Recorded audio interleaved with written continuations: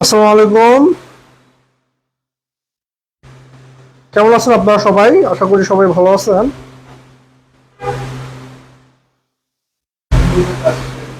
আচ্ছা, দিতেছে। আসলো না তো এখনো। লাইভ হ্যাঁ পাইস।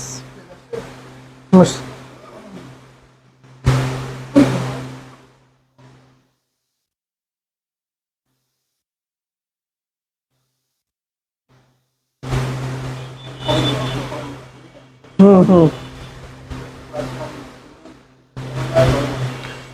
কি অবস্থা সবার একটু বলেন তো? সবাই কি ভালো আছেন? সামনে আপনাদের খুবই গুরুত্বপূর্ণ পরীক্ষা আছে একটা, যেটা আমাদের ঢাকা সেন্ট্রাল ইউনিভার্সিটি ৭ কলেজের একটা অ্যাডমিশন পরীক্ষা। একটা আপনাদের জন্য, সবার জন্য একটা সুবর্ণ সুযোগ। আপনাদের অ্যাডমিশনের শেষ পরীক্ষা যেটাকে বলা হয় আসলে আমাদের। হ্যাঁ। হুম। দিতেছি আমি, দাও। আপনারা সবাই কেমন আছেন? আশা করি সবাই ভালো আছেন। আমরা জানি যে সামনে যে পরীক্ষাটা আমাদের আসন্ন পরীক্ষা, সেটার মধ্যে এলো একটা সিগনিফিকেন্ট পোর্শন এলো আমাদের ম্যানেজমেন্ট থেকে আসে। ইনশাআল্লাহ আজকে আমরা এমন একটা ক্লাস করব, এই ক্লাস থেকে আপনারা 30 থেকে 40% হুবহু কমন পাবেন ইনশাআল্লাহ। এই ক্লাসটাতে সবাই একটু জয়েন থাকেন। খুব গুরুত্বপূর্ণ ক্লাস আর খুব মূল্যবান কিছু কথা আলোচনা করা হবে আপনাদের। ইনশাআল্লাহ আপনাদের এটা খুব কাজে লাগবে পরবর্তীতে। বুঝতে পারছেন? আপনারা তাড়াতাড়ি ক্লাসে জয়েন হয়ে যান। আমরা খুব তাড়াতাড়ি শুরু করে দেব ক্লাসটা। ক্লাসটা খুব তাড়াতাড়ি শুরু করে দেব। আপনারা সবাই কেমন আছেন? আশা করি সবাই খুব ভালো আছেন। আমিও ভালো আছি।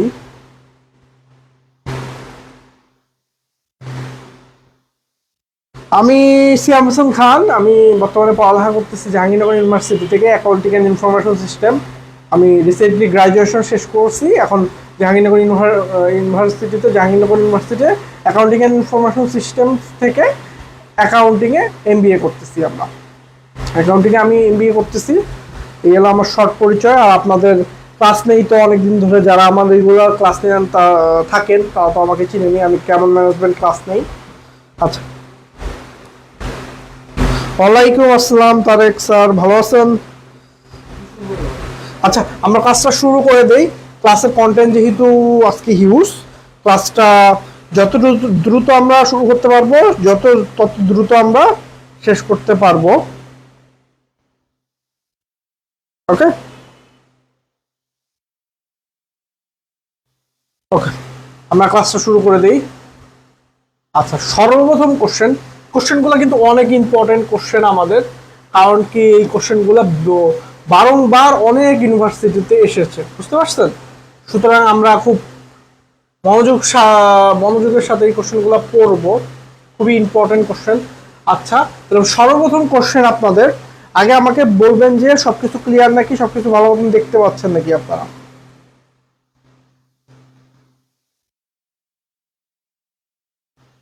আচ্ছা, সর্বপ্রথম কোশ্চেন যেটা আমাদের, পণ্য সম্পর্কে কালগত বাধা দূর করে কি? কালগত মানে কি? কালগত মানে সময়গত। কালগত মানে কি? সময়গত। সময়গত বাধা কি দূর করে? গুদামজাতকরণ, পরিবহন, উৎপাদন, বাজারজাতকরণ। আচ্ছা, পরিবহন এলো এক জায়গা থেকে আরেক জায়গায় নিয়ে যায়, আর উৎপাদন এলো পণ্য একটা উৎপাদন করে। আর বাজারজাতকরণ বলতে এলো আমরা কি বলি? আমাদের এটা হলো মার্কেটিং। বাজারজাতকরণকে আমরা কি বলি? মার্কেটিং বলি, তাই না? তাহলে আমাদের বলে তো অ্যান্সার কি হবে? অ্যান্সার হবে হলো গুদামজাতকরণ। অ্যান্সার হবে কি? গুদামজাতকরণ। কারণ কি, গুদামজাতকরণের মাধ্যমে আমরা পণ্যটা সংরক্ষণ করি। আমরা পণ্যটা কি করি? গুদামজাতকরণের মাধ্যমে পণ্যটা সংরক্ষণ করি।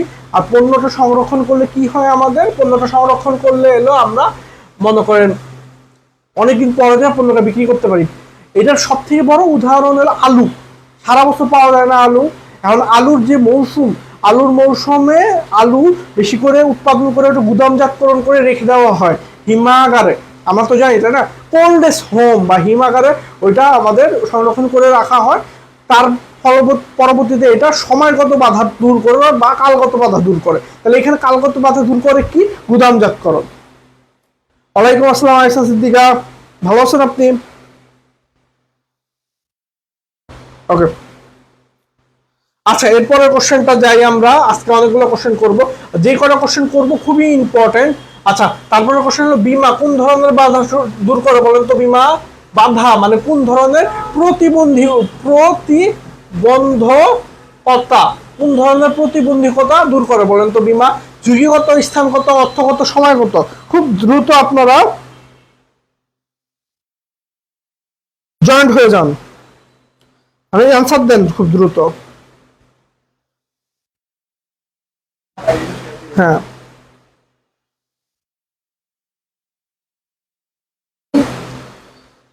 বুঝতে পারছেন? এইটা অ্যান্সার করেন দেখি কে কে পারবেন, আর যে যে পারবেন তার জন্য পুরস্কার রয়েছে।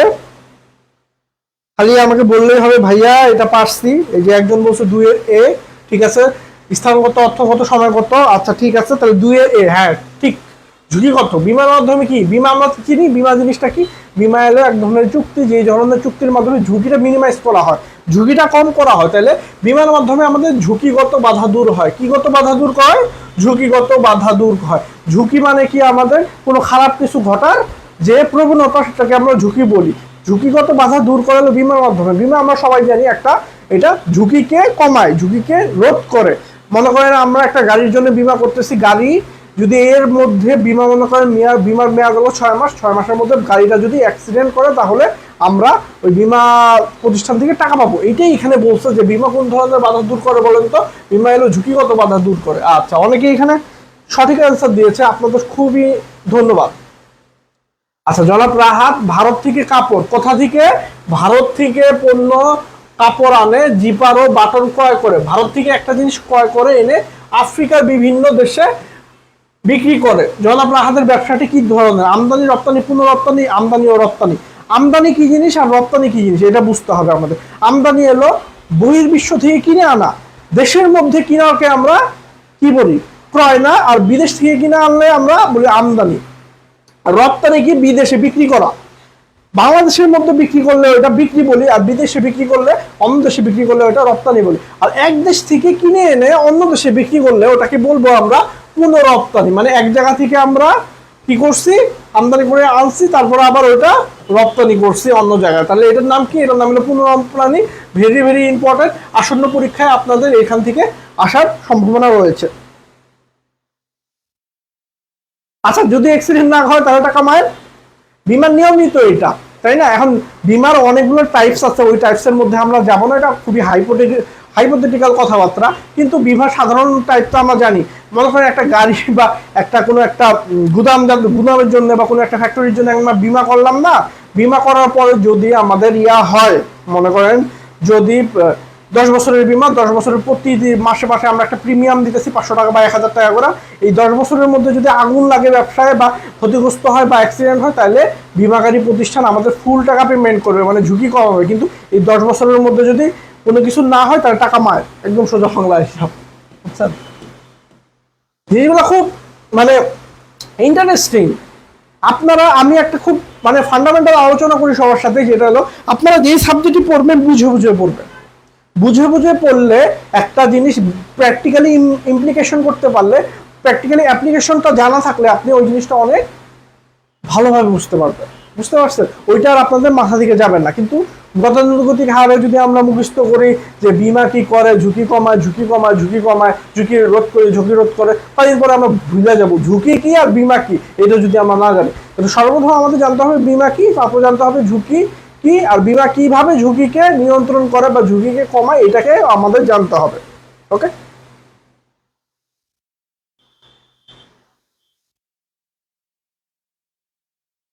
ওকে। তারপরে মানব সম্পদ কোন ধরনের পরিবেশ?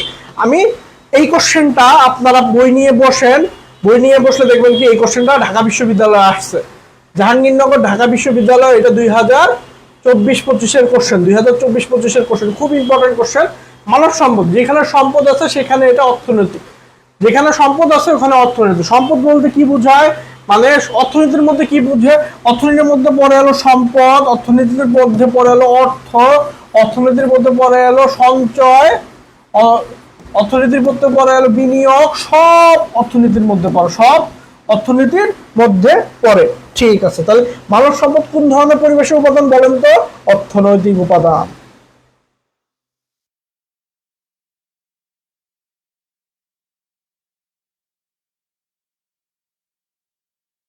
ওকে, আপনারা কমেন্ট করতে হবে, ভাইয়ারা আপুরা কমেন্ট করবেন, জানবেন, ক্লাস থেকে অনেক কিছু শিখে যাবেন। এই যে আমি আলোচনা করতেছি খুব ইম্পর্টেন্ট কথাবার্তা, বুঝতে পারছেন? আচ্ছা, পেশনা, পেশনা মানে কি? মোটিভেশন। পেশনা কি? বাংলা অর্থটা খুব কঠিন, তাই না? পেশনার বাংলা অর্থ হলো মোটিভেশন। পেশনার বাংলা অর্থ কি? মোটিভেশন। পেশনা চক্রের প্রথম ধাপ কোনটা? পেশনা চক্রের প্রথম ধাপ কোনটা? তাড়না, অভাববোধ, উদ্দীপন, লক্ষ্য নির্ধারণ। সর্বপ্রথম ধাপ হলো অভাববোধ। আমাদের একটা জিনিসের অভাববোধ থেকেই পেশনার সৃষ্টি হয়। আমরা যদি অভাববোধ ফিল না করি তাহলে কোনো কিছু দ্বারা আমাদের পেশনা বা মোটিভেশন কাজ করবে না। যেমন মনে করেন, হ্যাঁ, আচ্ছা আচ্ছা, ফ্রিল্যান্সার কি ইকোনমিক এনভায়রনমেন্ট হবে? হ্যাঁ হবে। ফ্রিল্যান্সার যদি টাকা নিয়ে আসে দেশে তাহলে এটা অবশ্যই ইকোনমিক এনভায়রনমেন্ট, মানে অবশ্যই এটা ইকোনমিক পরিবেশের মধ্যে। আর এই যে মানব সম্পদ আছে না, মানব সম্পদের মধ্যেই ওই ফ্রিল্যান্সার পড়ে, বুঝতে পারছেন? মানব সম্পদের মধ্যেই ফ্রিল্যান্সার পড়ে। কারণ কি? ফ্রিল্যান্সার বিদেশের থেকে টাকা নিয়ে আসতেছে, রেমিটেন্স আনতেছে বাংলাদেশে ভালোর জন্য। সে একটা মানব সম্পদ, সে একটা মানব সম্পদ দেখেই সে বিদেশ থেকে টাকা নিয়ে আসতেছে। এখন আমাদের স্পেসিফিক ভাবে যদি বলতে চাই মানব সম্পদ জিনিসটা কি, মানব সম্পদ হলো ওই সকল মানুষজন বা ওই সকল মানব যারা দেশের জন্য ভ্যালু অ্যাড করে। কিভাবে ভ্যালু অ্যাড করে? তারা বৈদেশিক মুদ্রা ইনকাম করে বা অন্য কিছু ইনকাম করে, বুঝতে পারছেন? আচ্ছা, পাঁচের খ অনেকেই বলছেন, আপনারা অনেক থ্যাংক ইউ আপনাদের, আপনারা পারেন। কিন্তু এই জিনিসগুলাই যখন কোশ্চেনে আসে আমরা ভুলে যাই, তাই না? এটা এমন হলে কিন্তু হবে না, কোশ্চেনে আসলে কিন্তু ভুললে চলবে না। আচ্ছা, পেশনা দানের আর্থিক উপায় কোনটা? আর্থিক উপায়, পেশনা দানের আর্থিক উপায় মানে অর্থের সাথে সামঞ্জস্যপূর্ণ পেশনা। আচ্ছা, এইরকম যদি কোশ্চেন থাকে আমরা আমাদের দেখব, আমরা কি দেখবো? এইরকম কোশ্চেন থাকলে আমরা এই চারটার মধ্যে তিনটাই হবে অনার্থিক আর একটা হবে আর্থিক। ওই আর্থিকটা আমাদের খুঁজে বের করতে হবে। প্রশিক্ষণ সুবিধা না, অনার্থিক টাকা দেয় না। গণতান্ত্রিক ব্যবস্থাপনা, অনার্থিক টাকা দেয় না। বাসস্থান সুবিধা আর্থিক, এটা হলো টাকা দেয়। বাসস্থান সুবিধা হলো টাকা দেয়। এটা মনে করেন আপনারা একটা যদি কোম্পানি বা একটা যদি কোথাও চাকরি করেন তখন আপনাদের বাসস্থান বাবদ একটা ওই চাকরির বেতনের পাশাপাশি বাসস্থান বাবদ বা বাসা ভাড়া বাবদ একটা টাকা আপনাদের দিবে, এটাকেই বলে বাসস্থান সুবিধা, বুঝতে পারছেন? পেশনা আর্থিক উপায় এলো বাসস্থান সুবিধা মানে টাকা। আর্থিক মানে টাকার সাথে সম্পর্কযুক্ত, ডলার সাইন, এই যে ডলার সাইন টাকার সাথে সম্পর্কযুক্ত। ওকে, আপনারা অনেকেই বুঝেন এই জিনিসগুলা, তাও বুঝানো আমাদের। আচ্ছা, নিচের কোনটি মাসলোর চাহিদা সোপান তত্ত্ব? আচ্ছা, এখানে দুইটা জিনিস আমরা পাইলাম, মাসলো, এক এলো মাসলো, আরেকটা হলো চাহিদা সোপান তত্ত্ব। আরেকটা কি? চাহিদা সোপান তত্ত্ব। এর একটি সোপান নয়, কোনটা বলেন তো? তাহলে একটি সোপান নয়, এই যে এই কথাটা খুব ইম্পর্টেন্ট। অনেক সময় আমার তাড়াহুড়ার জন্য পুরাটুকু কোশ্চেন পড়ে লাস্টের টুকু পড়ি না, তারপরে মনে করেন নয়টা দেখি না, নয়টা না দেখা ও বাবা মনে করেন তিনটা থেকে তো একটা অ্যান্সার হয়ে যায় আমাদের, তাই না? তখন আমাদের ভুল হয়ে যায়। এইরকম হলে কিন্তু হবে না। আমরা প্রথমে দেখবো যে কোনটা নয়, প্রশ্নটা ভালো মতন পড়তে হবে। আপনাদের এক্সাম হলে ভালো করার উপায়ের মধ্যে সর্বপ্রথম একটা খুব গুরুত্বপূর্ণ একটা উপায় এলো আমাদের এক্সাম হলে কোশ্চেনটা ভালো মতন পড়া। কোশ্চেনটা আপনার খুব ভালোভাবে পড়তে হবে, পুঙ্খানুপুঙ্খভাবে কোশ্চেনটা পড়তে হবে, তারপর অ্যান্সার দিবেন। কোশ্চেন বুঝাও পরীক্ষার মধ্যে একটা পরীক্ষা, বুঝছেন? আচ্ছা, এইটা এলো কি? আত্মপ্রতিষ্ঠার চাহিদা এলো, চাহিদা সম্পর্কিত সর্বশেষ চাহিদা না, 3 নাম্বার চাহিদা। এটা হলো 2 নাম্বার, এটা হলো 4 নাম্বার চাহিদা, না সরি এটা 3 নাম্বার, এটা 4 নাম্বার চাহিদা মানে 4 নাম্বার স্তর। আর সামাজিক এটা হলো 3 নাম্বার স্তর, এটাও 2 নাম্বার, সরি 2 নাম্বার স্তর। তাহলে এই যে এইটা হলো না, ন্যায় বিচার চাহিদা, এটার কোনো ভিত্তি নাই, মানে এই তত্ত্বের এটা একটা সোপান নাই যে ন্যায় বিচার চাহিদা। আপনারা যদি মাসলের চাহিদা সোপান তত্ত্ব পড়তেন, এরকম 3টা সোপান থাকে। এখানের মধ্যে প্রথমটা এলো জৈবিক, তারপর হলো সামাজিক, 3 নাম্বারটা কি? 3 নাম্বারটা হলো আত্মপ্রতিষ্ঠা, আর 4 নাম্বারটা হলো আত্মতৃপ্তি। এরকম পিরামিডের মতন 4টা থাকে, পিরামিডের মতন 4টা থাকে, বুঝছেন? জৈবিক চাহিদাটা কি? এখন অনেকে বলবে যে জৈবিক চাহিদা কি?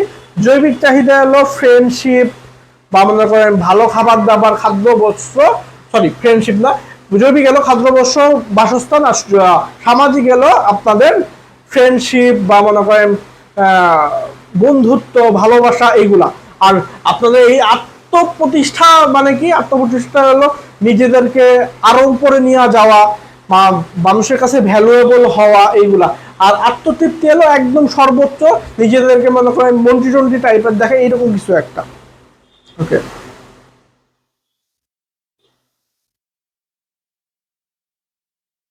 এই তো সুন্দর একটা কথা বলছে যে ভাইয়া আজকে এই কাজটা করে ফার্স্ট টাইমে চান্স হয়নি। এই যে তাইলে আমার কথাটা খুব কত গুরুত্বপূর্ণ বুঝতে পারছেন। আপনার সর্বপ্রথম দেখতে হবে কি, দেখতে হবে আপনার সর্বপ্রথম আপনাদের আইডেন্টিফায়ার দেখতে হবে যে কোশ্চেনটা কেমন, কোশ্চেনটা ভালো মতন আছে নাকি, কোশ্চেনটা পড়া শিখতে হবে আমাদের। কোশ্চেন পড়া আমাদের অনেক ইম্পর্টেন্ট। আচ্ছা তারপরেরটা পড়েন তো, দেখেন তো কি। আচ্ছা, নিচের কোনটি পেশনার প্রত্যাশা তত্ত্ব সমীকরণ, প্রত্যাশা তত্ত্ব কে দিছে বলেন তো। আচ্ছা, প্রত্যেকটা সত্যের সমীকরণ হলো নিচেরটা, একদম নিচেরটা, ই সমান সমান আই প্লাস ভি। আরে একদম নিচেরটা কি, ই সমান সমান আই প্লাস ভি, একদম নিচেরটা কি, ই সমান সমান আই প্লাস ভি। তাহলে আমাদের ইতে কি বলেন তো, এমতে কি মোটিভেশন, এমতে কি মোটিভেশন, তাই না? আর ইতে কি, আচ্ছা এইখানে লিখি আমরা, এম সমান সমান ই গুণন আই গুণন ভি, তাই না? এমতে হলো মোটিভেশন, আর ইতে কি এক্সিস্টেন্স, না সরি এক্সিস্টেন্স না, এক্সপেক্টেন্সি, এক্সপেক্টেন্সি। আইতে কি বলেন তো। আচ্ছা এক্সপেক্টেন্সি কি, এক্সপেক্টেন্সি হলো চেষ্টা করা সফল হব কিনা, এইটা এক্সপেক্টেন্সি কি, মনে করেন প্রত্যাশা, চেষ্টা করে সফল হব কিনা। আর আইতে হলো ইনস্ট্রুমেন্টালিটি,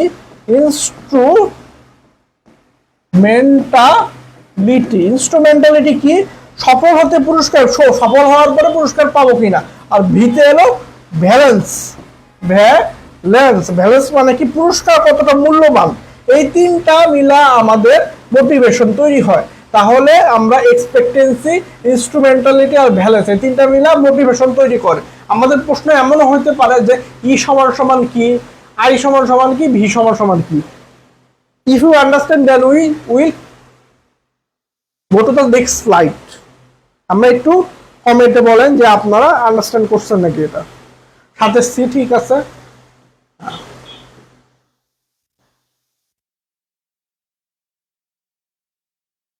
কাজটা অনেক ইম্পর্টেন্ট। আচ্ছা, পেশনা চাহিদা সমান তথ্যের প্রবর্তক কে? Abraham Maslow, Victor Vroom, David McClelland, Frederick Herzberg. বলেন তো পেশনার চাহিদা সমান তথ্যের ইয়াকে আব্রাহাম মাসলো, কে? Abraham Maslow. আর ডেভিড ম্যাকক্লিল্যান্ড কি করছে, এটা হলো আমাদের, আর ফ্রেডরিক হাসবার্গ এলো ওই যে ইয়া করছে। আরেকটা তথ্য দিচ্ছে, আমার তথ্যটা খেয়াল আসতেছে না, সামনে স্লাইডে পাবো আমরা এটা।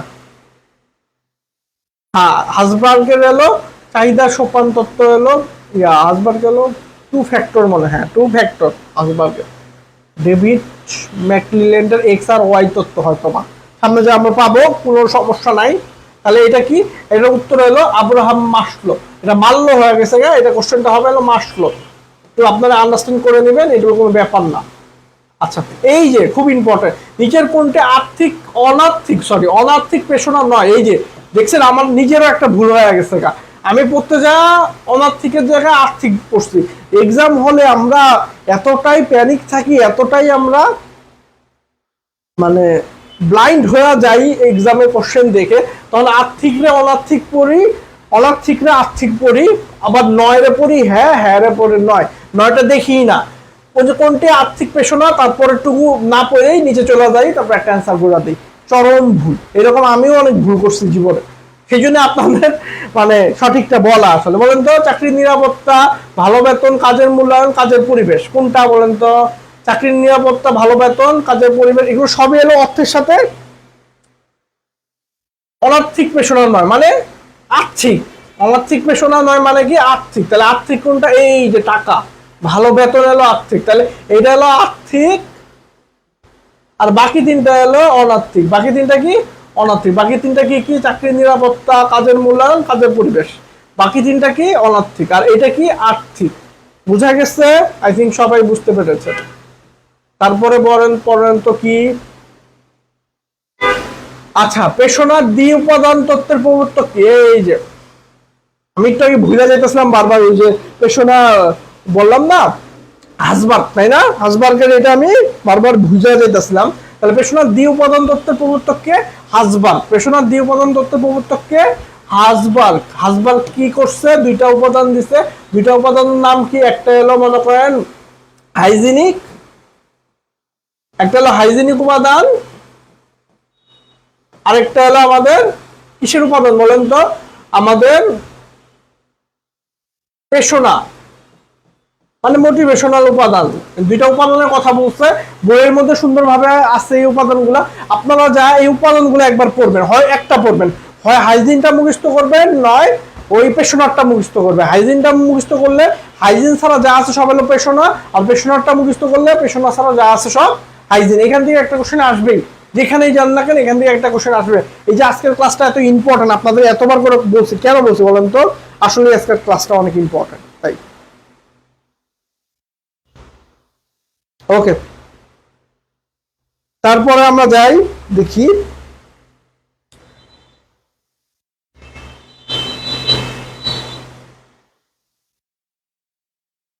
এই পর্যন্ত কি আপনারা সবকিছু বুঝছেন? এগুলো আসলে মানে ইয়ারও কিছু না, কঠিনও কিছু না, কিন্তু এগুলো হলো আপনাদের মেমোরিটাকে একটু মানে রিভাইজ দেওয়া আর কি।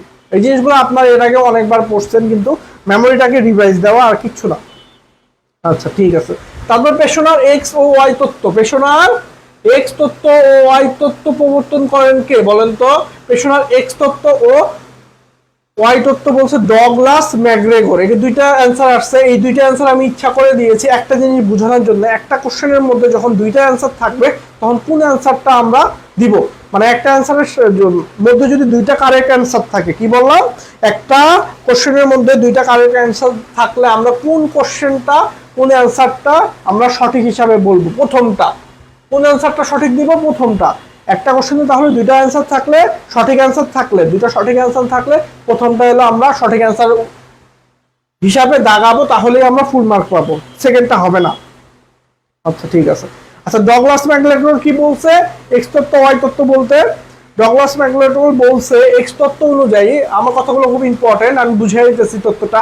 এক্স তত্ত্ব অনুযায়ী এলো কর্মীরা এলো মনে করেন কাজের প্রতি তারা ইন্টারেস্টেড না, কাজে ফাঁকি দেয়, তারা তাদের বল প্রয়োগ বা প্রেশার না করলে বা পানিশমেন্ট না দিলে তারা কাজটা সঠিকভাবে করে না। আর ওয়াই তত্ত্ব অনুযায়ী বলছে কর্মীরা এমনিই ইন্টারেস্টেড, তাদের বল প্রয়োগ করতে হয় না, প্রেশারাইজ করতে হয় না, তারা এমনিই কাজ করতে পারে, মানে এমনিই তারা নিজের থেকে ইন্টারেস্টেড হলে নিজের থেকেই স্যাটিসফাই হয়ে কাজ করে।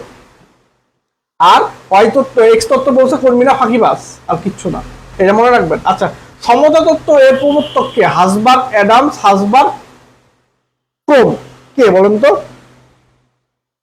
হ্যাঁ, ফার্স্টটা দিব। এই যে এই জিনিসগুলো আমার যে আগের স্টুডেন্ট গুলো তারা সবাই জানে। সমতা তত্ত্ব কে দিছে? ইকুইটি। ইকুইটি থিওরি কে দিছে বলেন তো? অ্যাডামস দিছে হলো ইকুইটি থিওরি। যেখানে কর্মী অন্যদের তুলনায়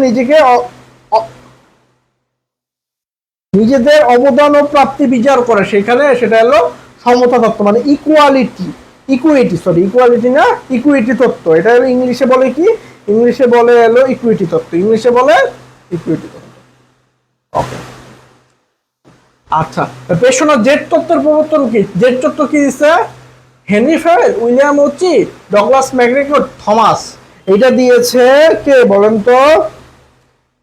জেড তত্ত্ব দিচ্ছে হলো আমাদের উইলিয়াম ওচি, নাকি? জেড তত্ত্ব দিচ্ছে আমাদের উইলিয়াম ওচি। উইলিয়াম ওচি কি বলছে আমাদের? উইলিয়াম ওচি কে বলেন তো?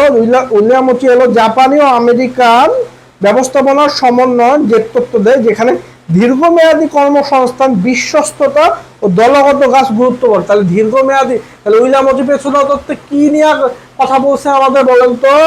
দীর্ঘমেয়াদী, দীর্ঘমেয়াদী কি? কর্মসংস্থান, কর্মসংস্থান এগুলো আসতে পারে, এগুলো আসলে আর পারবেন না, বুঝছেন? তো এই ক্লাসটা যারা করতেছেন খুবই ইম্পর্টেন্ট। বিশ্বস্ততা ও দলগত কাজ, বিশ্বস্ততা, দলগত গত কাজ, বিশ্বস্ততা আর দলগত কাজের উপর সে এমফাসাইজ করছে, সে গুরুত্ব আরোপ করছে। ওকে, দেন একক দায়িত্ব পেশনার কোন তত্ত্বের বৈশিষ্ট্য বলেন তো? এক্স ও ওয়াই তত্ত্ব, ইআরজি তত্ত্ব, জেড তত্ত্ব আর প্রয়োজন তত্ত্ব। খুবই ইম্পর্টেন্ট, এটা এলো জেড তত্ত্ব। এটা থেকে অনেক অনেক কোশ্চেন আসে বিভিন্ন পাবলিক বিশ্ববিদ্যালয় পরীক্ষা।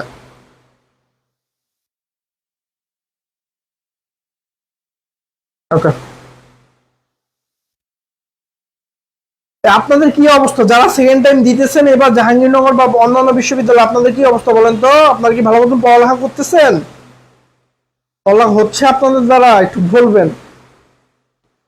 অনেকে আসে মোটিভেশন পায় না, এই সেকেন্ড টাইম জার্নিটা একটু কঠিন। তো আমি আপনাদের অবশ্যই বলবো সামনে যে আসন্ন ডিসি ইউ পরীক্ষা, ওটা দিবেন।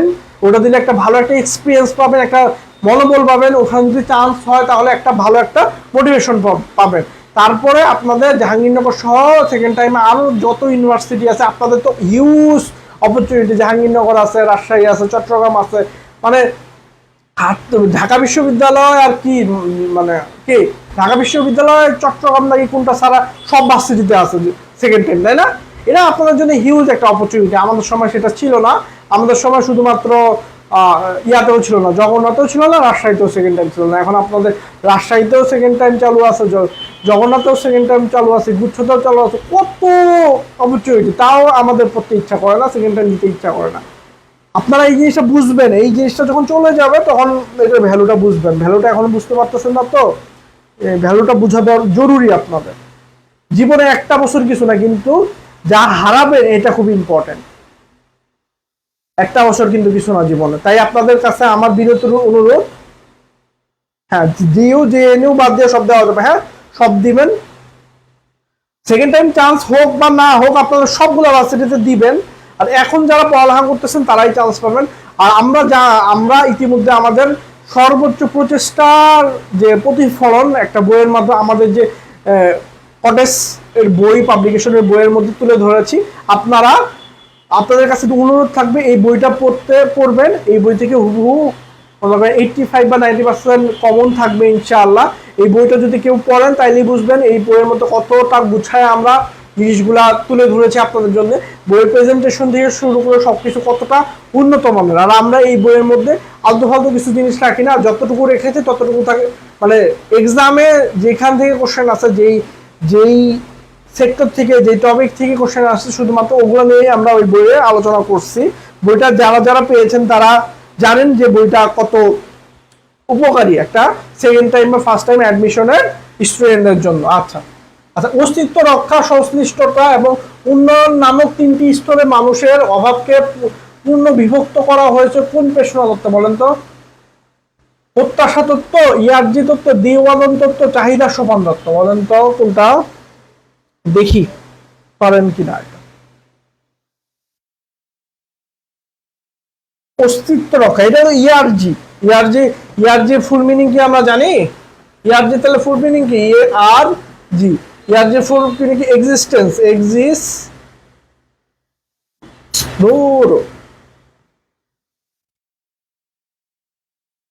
এক্সিস্টেন্স,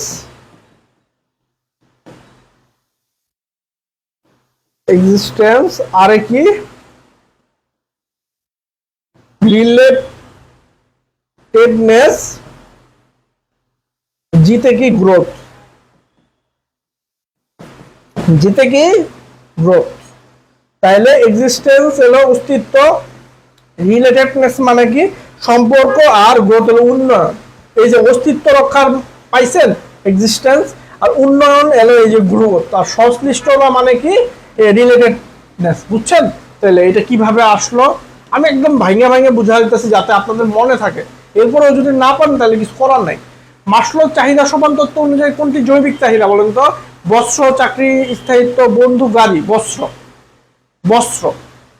পড়ানোর তেমন কিছুই নাই এটা। আচ্ছা, মাসলোর চাহিদা সমান তত্ত্বের সর্বোচ্চ ধাপ কোনটা? সর্বোচ্চ ধাপ হলো আত্ম প্রকৃতি। তাহলে প্রথম কি? প্রথমটা এলো কি? এই যে উপরেরটা, প্রথমটা এলো জৈবিক চাহিদা, তারপর হলো সামাজিক, তারপর আত্ম তৃপ্তি, তারপর হলো আত্মপ্রকৃতি, আত্মপ্রতিষ্ঠা বা আত্মপ্রকৃতি। এই 4টা মাসলোর চাহিদা তোমার তত্ত্ব। এর আগেও আমি এটা ব্যাখ্যা করছি একবার, যারা যারা ওটা ভালো মতন পড়ছে তারা তো বুঝেই গেছেন। আর এই যে খুব ইম্পর্টেন্ট, পেশনার আর্থিক পদ্ধতি নয় কোনটা, মানে কোনটা অনার্থিক পদ্ধতি পেশনার বলেন তো? বাসস্থান সুবিধা, পদোন্নতি, নিরাপত্তা, সামাজিক চাহিদা, বলেন তো কোনটা কোনটা আর্থিক পদ্ধতি নয়? বাসস্থান, পদোন্নতি, নিরাপত্তা, সামাজিক চাহিদা। আপনাদের উপর দিয়ে দিলাম, বলুন কোনটা? হ্যাঁ ঠিক আছে, এটা হবে সামাজিক চাহিদা। এটা হবে কি? সামাজিক চাহিদা। ওকে, দেন তারপরে আমরা যাব নেক্সট কোশ্চেনে। ওয়েট, আচ্ছা নিচের কোনটি হাইজিন উপাদান নয়? হ্যাঁ, তাহলে আমি কি বলছি যে হাসবার্গ দুই ধরনের উপাদান দিচ্ছে, এক হলো আমাদের হাইজিন উপাদান আর একটা হলো পেশনা উপাদান, তাই না? এখন যেটা হাইজিন উপাদান নয় সেটা কি উপাদান? সেটা পেশনার উপাদান। তাহলে এখানের মধ্যে কোনটা হাইজিন উপাদান নয়, মানে কোনটা বেসিক্যালি কোনটা পেশনার উপাদান? বেতন, চাকরির নিরাপত্তা, কাজের ধরন, প্রশাসন, মানে কোনটা দিলে মানে আমাদের এমপ্লয়িরা পেশনা পাবে, মানে মোটিভেটেড হবে। ওকে, বলেন তো কোনটা?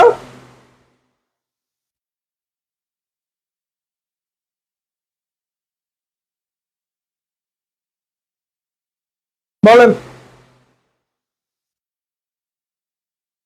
এটা কাজের ধরন। এটা কি? কাজের ধরন। মনে করেন একটা এমপ্লয়িকে আমরা একটা কঠিন কাজ দিলাম, কঠিন কাজের মাধ্যমে সে কিন্তু মোটিভেটেড হতে পারবে। কিভাবে? একটা কঠিন কাজ দিলে সে মনে মনে ভাববে যে বস আমাকে কঠিন কাজটা দিল, বস আমাকে ভরসা করে, বস এমন ভাবে বললো যে দেখো তোমাকে আমি এই কাজটা বিশ্বাস করে দিলাম, তুমি এই কাজটা করতে পারবে, কঠিন কাজটা তুমি করতে পারবে। এখন এই কথা শুনে এমপ্লয়ি খুব মোটিভেটেড হলো। কিভাবে হলো? এই কথা শুনে এমপ্লয়ি মনে মনে ভাবলো যে বস আমার প্রতি কত ট্রাস্ট করে, কত বিশ্বাস আমার উপর, সেটা ভাইবা ভাইবা সে ভাবলো যে বস আমাকে গুরুত্ব দেয়। এই গুরুত্বটাই অনেক ইম্পর্টেন্ট। অনেকে আছে টাকার থেকেও এই গুরুত্বটা, এই আইডেন্টিফিকেশনটা, এই রিকগনিশনটাই বেশি মূল্যায়ন করে। একটা বড় জায়গায় আপনাকে রেকগনাইজ করা হইতেছে, আপনার কাজকে রেকগনাইজ করা হইতেছে, এটা কিন্তু মানে অনেকের মোটিভেশনের একটা মাপকাঠি হয়ে দাঁড়ায়, চাবিকাঠি হয়ে দাঁড়ায়। তাহলে কাজের ধরন হলো আমাদের হাইজিন উপাদান নয়, দ্যাট মিনস আমাদের পেশনার উপাদান। তাহলে বুঝছেন কিভাবে প্রশ্ন করতে হয়? ইয়ার যে থিওরি, ই দ্বারা কি বোঝায় বলেন তো? একটু আগে পড়াইছি, এক্সিস্টেন্স। আর হলো রিলেটিভনেস, আর জি হলো গ্রোথ। আচ্ছা, দ্বি উপাদান তত্ত্বের রক্ষণাবেক্ষণমূলক উপাদান নিচের কোনটা বলেন তো? রক্ষণাবেক্ষণমূলক উপাদান নিচের কোনটা? কার্য পরিবেশ, সাফল্য, পুরস্কার, স্বীকৃতি।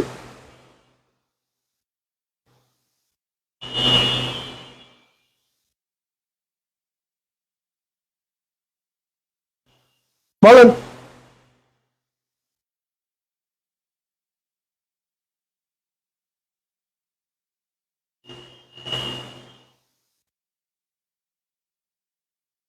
তো কার্য পরিবেশ, এটা কি? কার্য পরিবেশ। নিচের কোনটা রক্ষণাবেক্ষণ বলেন তো? এটা হলো কি হবে? এটা হলো কার্য পরিবেশ। কেন হবে কার্য পরিবেশ?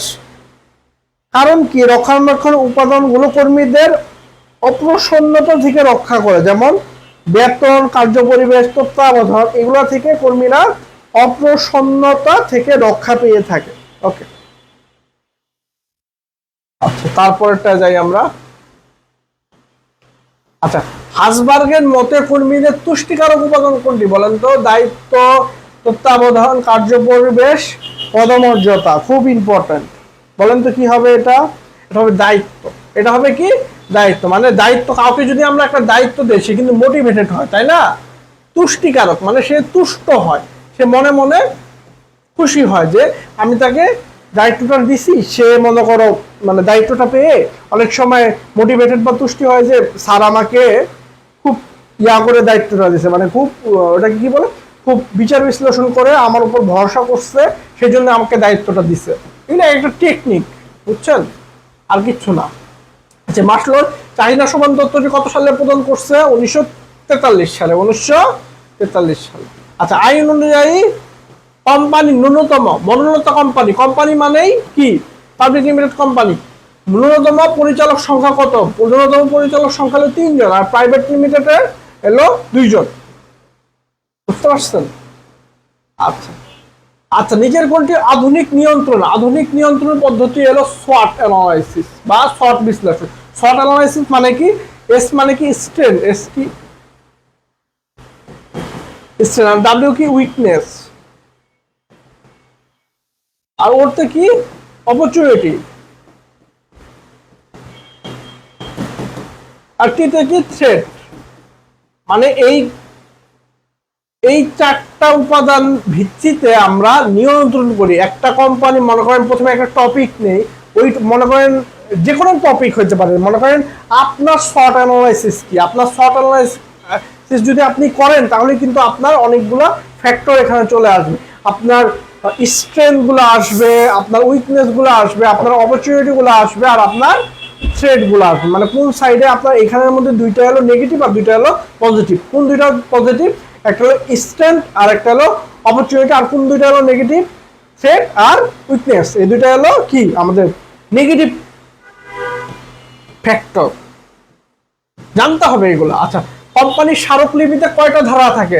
কোম্পানির স্মারকলিপিতে 6টা ধারা থাকে। কি কি বলেন তো?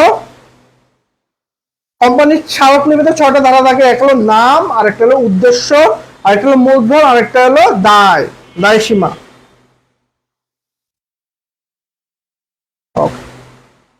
তারপরে 28 নাম্বারটা। আচ্ছা, পাবলিক লিমিটেড কোম্পানি নির্বাহী ক্ষমতা প্রয়োগ করেন। কে নির্বাহী ক্ষমতা প্রয়োগ করেন বলেন তো? শেয়ার হোল্ডার, প্রবর্তক, পরিচালক, ব্যবস্থাপনা পরিচালক। খুব ইম্পর্টেন্ট, ভেরি ভেরি ইম্পর্টেন্ট। কে আপনাদের করে পাবলিক লিমিটেড কোম্পানি নির্বাহী ক্ষমতা প্রয়োগ করে? ব্যবস্থাপনা পরিচালক। ওকে, এটা আপনারা একটু বলবেন আমাকে। কেসি লিমিটেড কোম্পানি নিবন্ধনের পর পত্রিকার মূলধন সংগ্রহের জন্য, কিসের জন্য? মূলধন সংগ্রহের জন্য বিজ্ঞপ্তি দেয়। জনগণ বিজ্ঞপ্তি দেখে বিনিয়োগের জন্য আবেদন করে। কেসি লিমিটেড কোম্পানি মূলধন মূলধন সংগ্রহের বিজ্ঞপ্তি কি? পরিমেল নিয়মাবলী, প্রচারপত্র, বিবরণপত্র, বিকল্প বিবরণপত্র। কোনটা আপনারা একটু বলবেন আমাকে।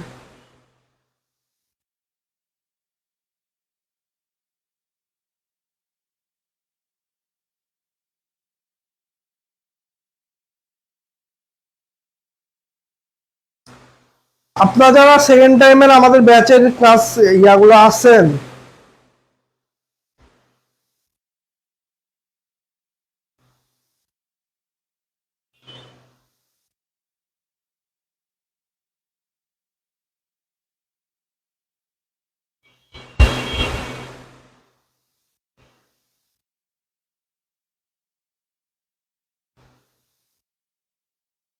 ওকে, বলেন তো কোনটা হবে?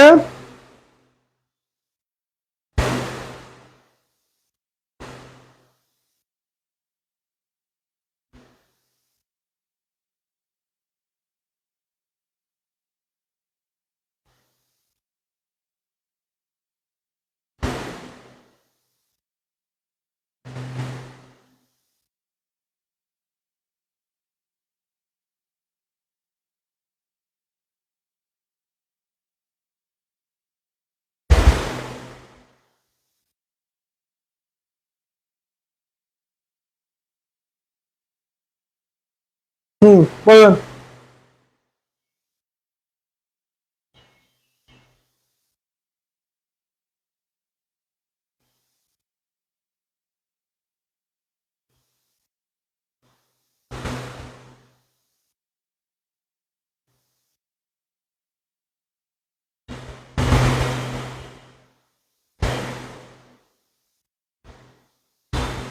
আই থিঙ্ক আপনারা সবাই এটা বুঝতে পারছেন।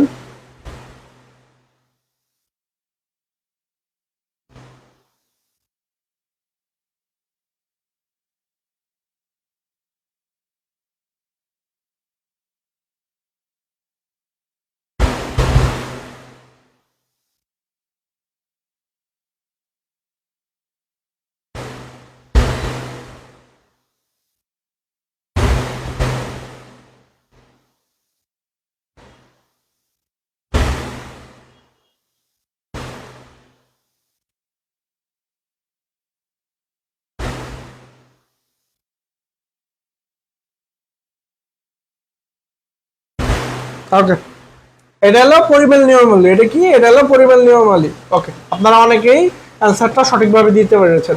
আচ্ছা, কোম্পানির অভ্যন্তরীণ পরিচালনার দলিল কোনটি বলেন?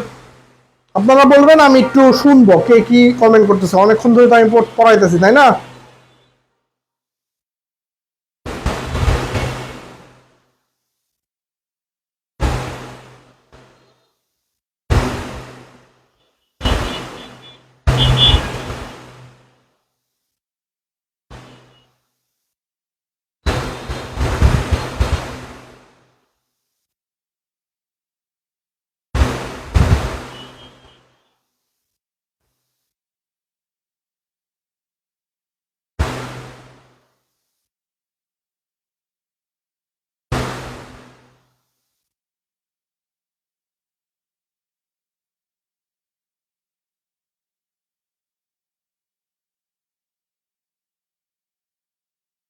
ওকে, তাহলে এই কোম্পানির অভ্যন্তরীণ পরিচালনা দলিল কোনটা বলেন তো তাহলে? কোম্পানির পরিচালনা অভ্যন্তরীণ পরিচালনা দলিল এলো পরিমেল নিয়মাবলী, যেটাকে ইংলিশে বলে article of association. Article of association, বুঝতে পারছেন? এটা দ্বারা কি হয়, এটা হলো কোম্পানির অভ্যন্তরীণ নিয়ম, যেমন সভার নিয়ম, পরিচালক নিয়ম কিভাবে হবে সেগুলা এটার মাধ্যমে করা। মানে পরিমাণ নিয়মাবলীর বাইরে কোনো কাজ একটা কোম্পানি করতে পারবে না, মানে কোনো কাজ একটা কোম্পানি করতে পারবে না। আচ্ছা বলেন, এগুলো সবাই জানি। ম্যানেজমেন্ট সম্পর্কে কোন দেশ থেকে আসছে বলেন তো? Italy, Canada, Germany, Bangladesh?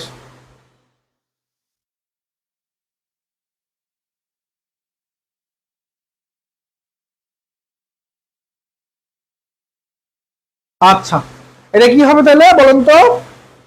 আমাদের ইতালি। এটা আমরা অনেকেই জানি, আমরা অনেকেই জানি না, তাও রাখছি আমি। ইংরেজি ম্যানেজমেন্ট শব্দটির সমার্থক শব্দ কোনটা? To handle, to run, to manage, to put. এটা হলো সমার্থক শব্দ, হলো টু হ্যান্ডেল, টু হ্যান্ডেল। দেন তারপর আচ্ছা, রবার্ট ওয়েন কোন সময়ের ব্যবস্থাপক ছিলেন বলেন তো? প্রাচীন যুগ, মধ্যযুগ, শিল্প বিপ্লবকালে, আধুনিক যুগে? এটা অনেকে পারবেন, অনেকে পারবেন না। এটা শিল্প বিপ্লবের যুগে। কি যুগে? শিল্প বিপ্লবের যুগে। দেন আচ্ছা, 6M, 6M বলতে কি বোঝায়? মৌলিক সম্পদ, ব্যবস্থাপনা, প্রক্রিয়া, মৌলিক কার্যাবলী, ব্যবস্থাপনার মূলনীতি। 6M হলো মৌলিক সম্পদ। 6M দ্বারা কি কি বোঝায়? ম্যান, মানি, ম্যাটেরিয়ালস, মেথড, মার্কেট, মেশিন। আশা করি আপনারা এগুলা এর আগেও পড়েছেন, তাই না? অনেকগুলাই পড়ছেন আপনারা, আবার অনেকগুলাই পড়েন নাই। কি করা?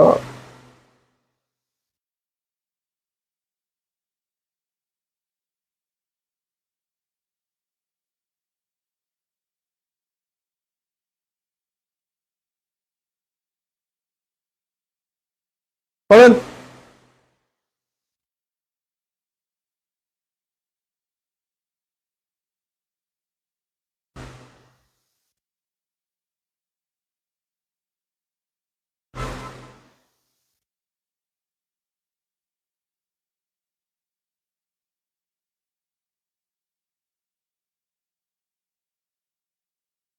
ওকে, ঠিক আছে।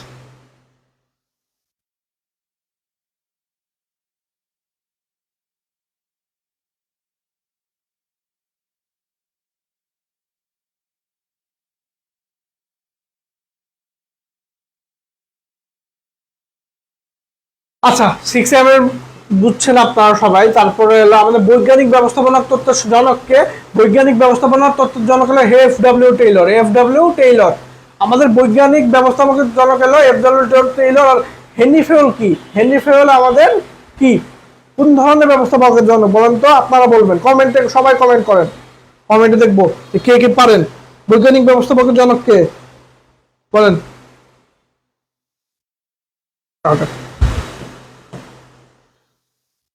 আচ্ছা, ব্যবস্থাপনা উন্নয়নের ইতিহাসে সবথেকে প্রাচীন সভ্যতা কোনটা বলেন তো? ব্যাবিলনীয়, মিশরীয়, চৈনিক, গ্রিক? বলেন তো কোনটা? সবাই একটু অ্যান্সার করেন। ব্যবস্থাপনা উন্নয়নের ইতিহাসে সবথেকে প্রাচীন সভ্যতা হিসাবে বিবেচনা করা হয় কোনটা?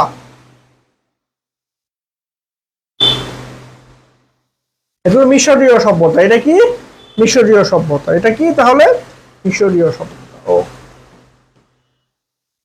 পরেরটা কি? ব্যবস্থাপনা প্রাথমিক কাজ কোনটা বলেন তো? ব্যবস্থাপনা প্রাথমিক কাজ হলো পরিকল্পনা, এটা আমরা সবাই জানি, তাই না? পরিকল্পনার পরে সংগঠন, সংগঠনের পরে কর্মী সংস্থান, তারপরে পেশনা, তারপর নিয়ন্ত্রণ, এইভাবেই তো যায়, তাই না? তাহলে পরিকল্পনা হলো সর্বপ্রথম, পরিকল্পনা হলো গোল সেট করা। পরিকল্পনা মিন্স মানে কি? পরিকল্পনা মানে স্ট্র্যাটেজি গোল সেট করা। মানে আমাদের পরিকল্পনা কি দীর্ঘমেয়াদী হবে নাকি স্বল্প মেয়াদী? আমাদের পরিকল্পনাটা কি একার্থক হবে নাকি মনে করেন সমার্থক হবে? মনে করেন আমাদের পরিকল্পনাটা কি স্ট্র্যাটেজিক্যাল হবে নাকি মনে করেন স্বল্পমেয়াদী হবে বা দীর্ঘমেয়াদী? এটা নির্ণয় করা হলো পরিকল্পনা। ব্যবস্থাপনা নীতি কে প্রবর্তন করছে বলেন তো? হেনরি ফেওয়েল। হেনরি ফেওয়েল ব্যবস্থাপনা কয়টা নীতি দিচ্ছে আমরা জানি? 14টা। হেনরি ফেওয়েল কয়টা নীতি দিচ্ছে ব্যবস্থাপনার? 14টা। স্পিরিট দি কোর্স একটি কি শব্দ বলেন তো? ফরাসি শব্দ, গ্রিক, রোমান, কোনটা বলেন?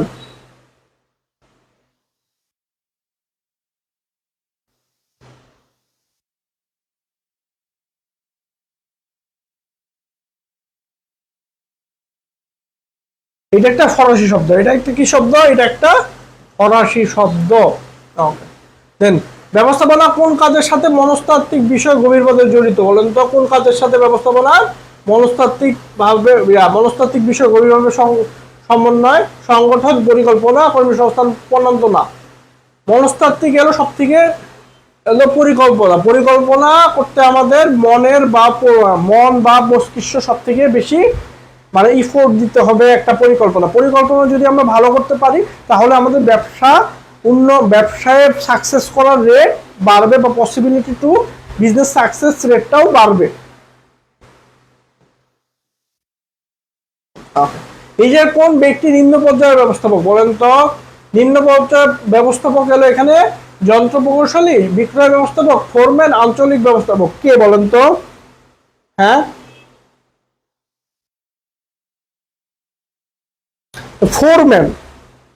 ফোরম্যান কি করে? ফোরম্যান হলো সরাসরি নিম্ন স্তরের শ্রমিকদের কাজের তত্ত্বাবধান করেন। তিনি হলো নিম্ন পর্যায়ের ব্যবস্থাপক। তিনি কি? নিম্ন পর্যায়ের ব্যবস্থাপক। তারপরে আচ্ছা, ব্যবস্থাপনার স্তর কটা বলেন তো? ব্যবস্থাপনার স্তর হলো 3টা। এক হলো উচ্চ স্তর, এক হলো মধ্য স্তর, এক হলো নিম্ন স্তর। আচ্ছা, হেনরি ফেওয়েল 1916 সালে প্রথম কোন ভাষায় তার 14টা মূলনীতি করে? এটা স্বাভাবিক, সে যেহেতু ফরাসি ছিল, ফরাসি ভাষায় সে এটা করছে। ফরাসি ভাষায় সে এটা প্রথম প্রবর্তন করছে। তারপরে বিভাগীয় ব্যবস্থাপকরা কোন স্তরের ব্যবস্থাপক বলেন তো? উচ্চ স্তরের, মধ্য স্তরের নাকি নিম্ন স্তরের? এটা অ্যান্সার করতে থাকেন, আমি একটু পানি খেয়ে আসি।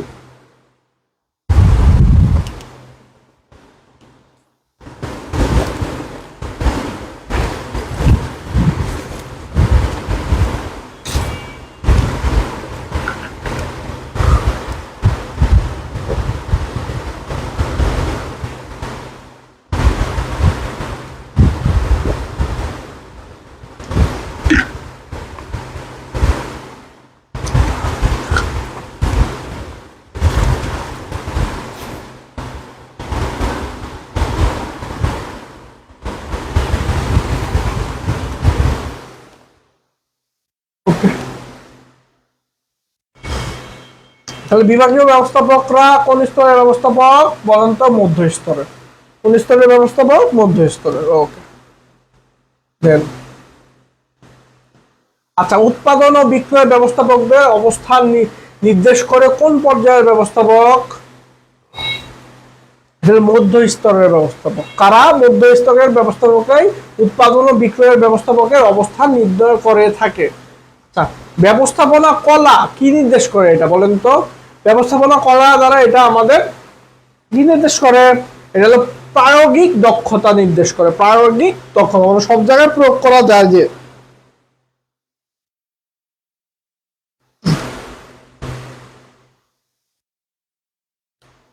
ওকে, তারপরে আচ্ছা, এটা আপনারা বলেন ব্যবস্থাপনা বিজ্ঞান কি নির্দেশ করে? প্রায়োগিক দক্ষতা, সৃজনশীলতা, ক্ষমতা, সুশৃঙ্খল ও সুসংবদ্ধ জ্ঞান, ব্যক্তিক ধ্যান ধারণা। কোনটা বলেন তো? এটা হলো আমাদের ব্যক্তিক ধ্যান ধারণা না, এটা হলো সুশৃঙ্খল ও সুসংঘবদ্ধ জ্ঞান, সুশৃঙ্খল ও সুসংঘবদ্ধ জ্ঞান।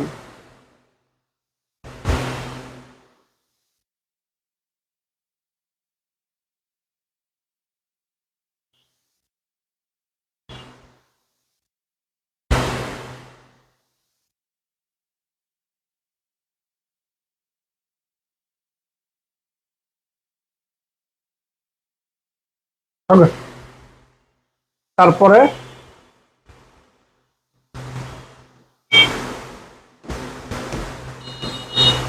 আচ্ছা, উৎপাদনের উপাদান কয়টা বলেন তো? উৎপাদনের উপাদান 4টা, 6টা, 5টা নাকি 3টা? উৎপাদনের উপাদান কয়টা?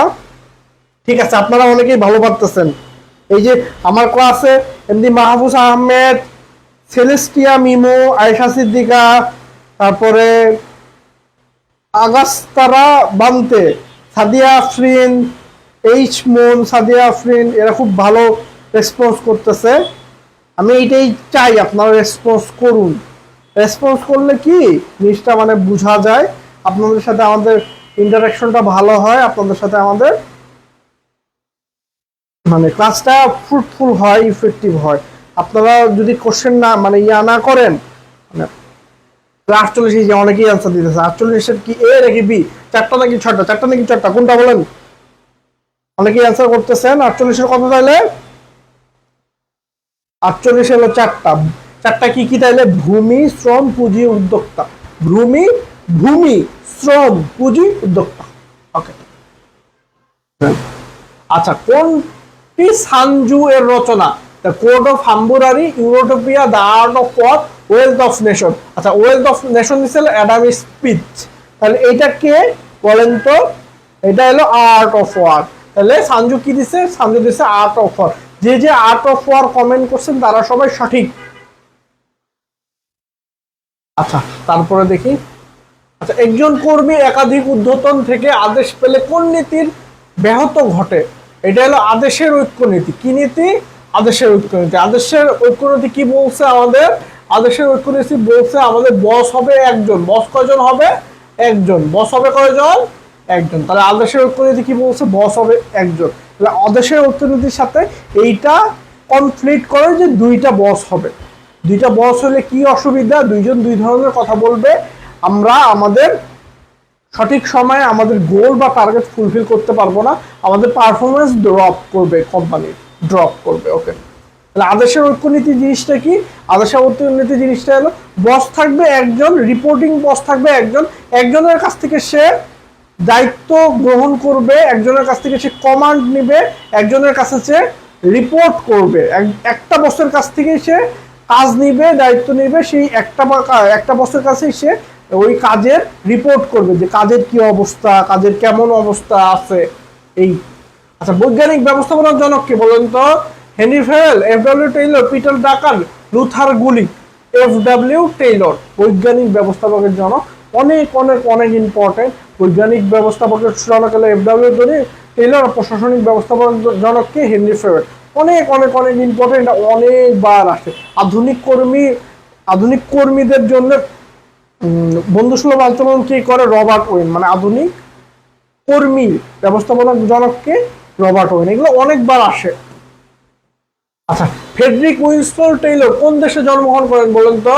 সে মার্কিন যুক্তরাষ্ট্রে জন্মগ্রহণ করে। সে কোন দেশে জন্মগ্রহণ করেন তাহলে? সে মার্কিন যুক্তরাষ্ট্রে জন্মগ্রহণ করেন।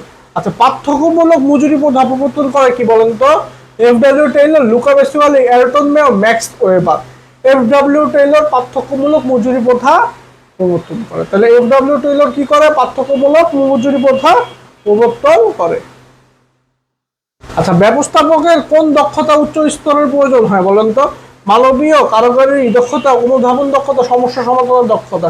মানবীয় দক্ষতা। তাহলে ব্যবস্থাপকের মানবীয় দক্ষতা মানে উচ্চ স্তরে সব থেকে বেশি প্রয়োজন হয়। মানে মানসিক দক্ষতা, যে মনস্তাত্ত্বিক যে দক্ষতাটা, ওইটা। আচ্ছা, তারপরে তারপরে কি ব্যবস্থাপনার নীতি প্রবর্তন করছে কে? ব্যবস্থাপনার নীতি প্রবর্তন কে করছে? টেইলর, নিউম্যান, ফেরেল, কুঞ্জল। হেনরি ফেরেল ব্যবস্থাপনার নীতি প্রবর্তন করছে। আধুনিক ব্যবস্থাপনা জনক কে? এটা আমি একটু আগে বলছি, আমি বলবো না, এখন আপনারা বলবেন।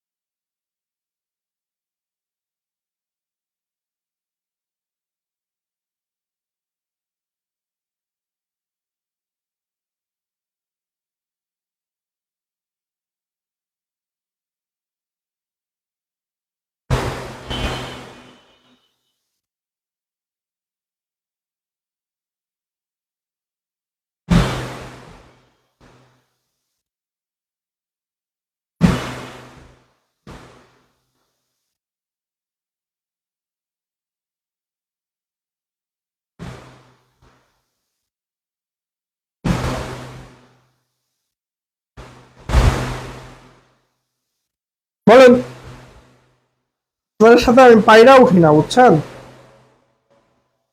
আগে আগে কমেন্ট করে ফেললেন তো।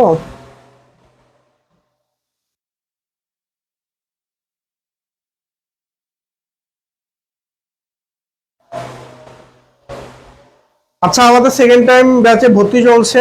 আপনারা কেউ যদি ইন্টারেস্টেড থাকে সেকেন্ড টাইম দিবেন। জাহাঙ্গীরনগর বা মানে ভালো পাবলিক বিশ্ববিদ্যালয়ে চান্স পাওয়ার জন্য মানে আপনারা খুব ইন্টারেস্টেড, তাহলে আমাদের সাথে যোগাযোগ করতে পারেন। আমরা সফলতার সাথে এর আগে একটা ব্যাচে প্রায় 70 জনের মতন গাইড করার সুযোগ পেয়েছি। 70 জনের মধ্যে ম্যাক্সিমাম বিভিন্ন পাবলিক বিশ্ববিদ্যালয়ে চান্স পাওয়ার সুযোগ হয়েছে। আপনারা যদি গর্বিত পাবলিকিয়ান হতে চান, গর্বিত পাবলিকিয়ান সেকেন্ড টাইমার থেকে পাবলিকিয়ান হতে চান, 1 বছর কোনো ব্যাপার না। 1 বছর তো এখন লাগেও না, 7-8 মাস যে এই গ্যাপটা রয়েছে, 7-8 মাস কোনো ব্যাপার না।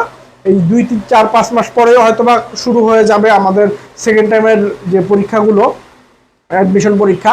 এই এই এলো আপনাদের টাইম। এই টাইমের মধ্যে যদি আপনারা ভালো মতন প্রিপারেশন নিতে পারেন, ইনশাআল্লাহ জাহাঙ্গীরনগরে চান্স পাবেন, কোনো সমস্যা নাই। জাহাঙ্গীরনগর সহ আরও যত ভার্সিটি আছে চান্স পাবেন, কোনো সমস্যা নাই যদি আমাদের সাথে থাকেন। কারণ কি আমাদের যে সাজেশন আমরা প্রোভাইড করি বা যেভাবে আমরা পড়াই ক্লাসে, বা যেই সাজেশনগুলো মেক করি আমরা, দক্ষ যে অভিজ্ঞতা থেকে কাজে লাগা, সেখান থেকে 100% কমন পড়ে।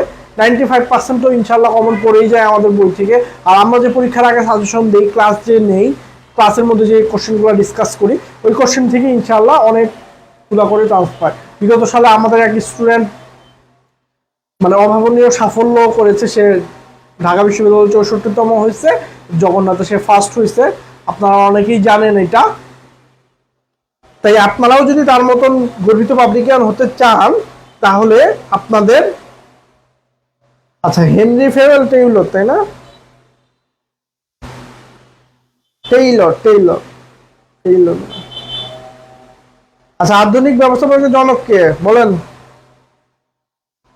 হেনরি ফেরেল। আধুনিক ব্যবস্থাপনার জনক কে? হেনরি ফেরেল। ওকে, ঠিক আছে। তারপরটা দেখি, হেনরি ফেরেল প্রদত্ত শৃঙ্খলার নীতি বলতে কি বোঝায়?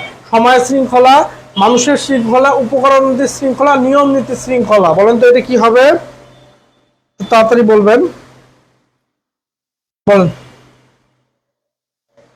হেনরি ফেরেল প্রদত্ত শৃঙ্খলার নীতি বলতে কি বোঝায়? সময় শৃঙ্খলা, মানুষের শৃঙ্খলা, উপকরণাদির শৃঙ্খলা, নিয়ম নীতির শৃঙ্খলা।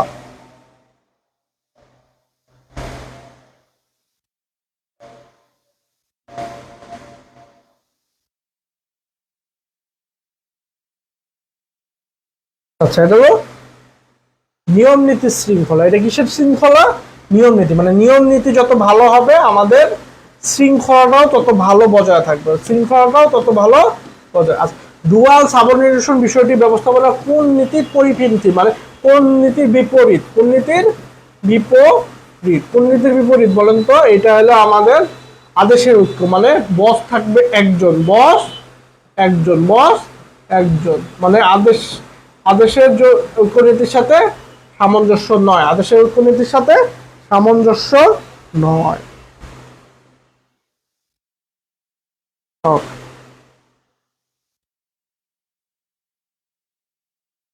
দেন দেখি। আচ্ছা, আদেশ দানের ক্ষেত্রে ধারাবাহিক রক্ষা করার ব্যবস্থাপনা কোন মূলনীতির সমর্থক? আদেশের ঐক্য, নির্দেশনার ঐক্য, জোড়াময় স্থিকর কেন্দ্রীকরণ। এটা কি? এটা হলো জোড়াময়, সরি, এটা হলো নির্দেশনার ঐক্য। মানে আগের আদেশের সাথে পরের আদেশ নির্দেশনা একটা সামঞ্জস্য থাকবে। আগে আমি একটা আদেশ দিছি, ওইটার সাথে সামঞ্জস্য করে পরে আদেশ দিব। কে কে ক্লাসে আসেন সবাই একটু হাত তুলেন।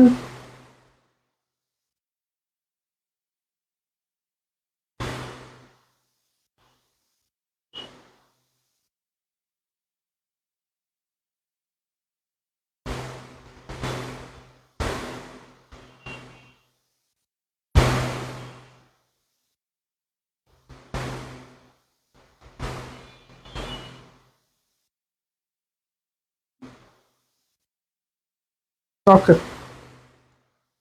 আচ্ছা, আরেকটা কোশ্চেন কি আছে? আছে, হ্যাঁ। সিদ্ধান্ত গ্রহণের ক্ষমতা প্রতিষ্ঠানে উচ্চ পর্যায়ে কুক্ষিগত করাকে কি বলে?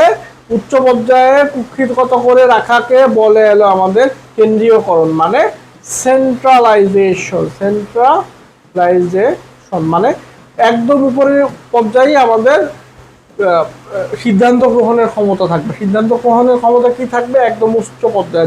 নিম্ন পর্যায়ে কোনো সিদ্ধান্ত গ্রহণের ক্ষমতা থাকবে না। এই সিদ্ধান্ত গ্রহণের ক্ষমতা তাহলে কি থাকবে? উচ্চ পর্যায়ে থাকবে।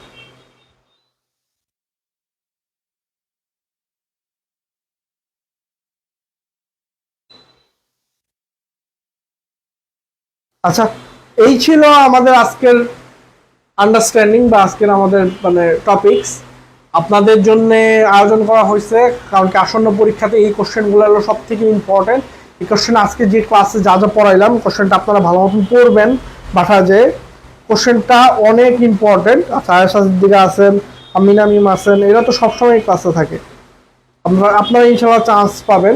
আপনারা এই কোশ্চেনগুলো ভালো মতন পড়বেন, ইনশাল্লাহ এখান থেকে কমন আসবে, অনেকগুলোই কমন আসবে। আপনারা পরীক্ষা যখন দিবেন তখনই বুঝতে পারবেন।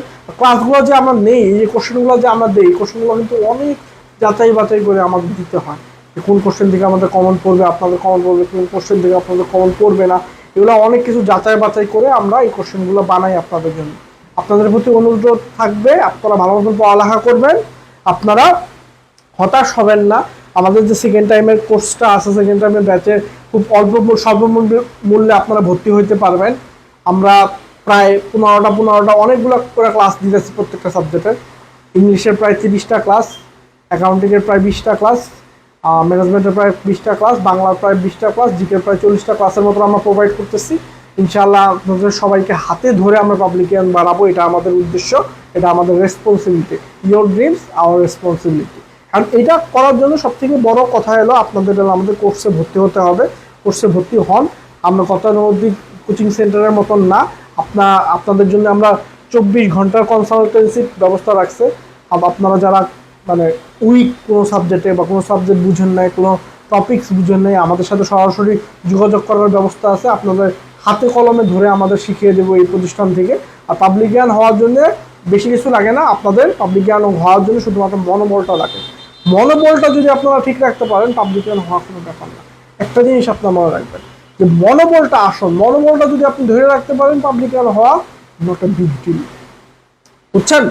মনোবলটা ধরে রাখতে হবে আর আপনাদের মোটিভেশনটা ধরে রাখতে হবে। ইনশাআল্লাহ দেখা হবে বিজয়ে। বেস্ট ক্লাস ছিল ম্যানেজমেন্টের। Thank you. কার কাছে কেমন ক্লাস লাগছে এটা আমাকে একটু বলবেন। আচ্ছা, অনেক অসুস্থ ছিলেন আমিন আমিন, ঠিক আছে, সমস্যা নাই।